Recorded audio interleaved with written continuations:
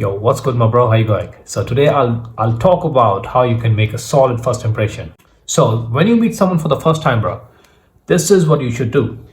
You look them right in the eyes, yeah, and you give them a solid, firm handshake. I've seen so many young ones, bro. Like they'll shake hands like girls, bro. They'll be like this, like you know what I mean, like no firmness in their hand, and they just like this, like they're just giving you their hand. You know what I mean? And this is what separates men from boys from men from boys. You know what I mean? Like you having a solid firm handshake and looking them right in the eyes, bro. See, when you like shake someone's hand, bro, this is your first time getting in touch with them, like physically.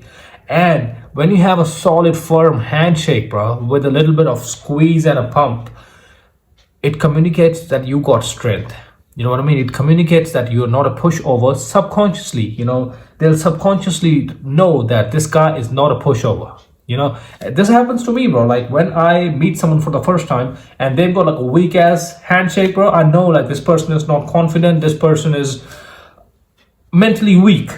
I don't know I don't know a better way to put it, but this person is mentally weak. On the other hand, I meet someone who's like skinny, bro, like a skinny person, but he's got a solid handshake, bro.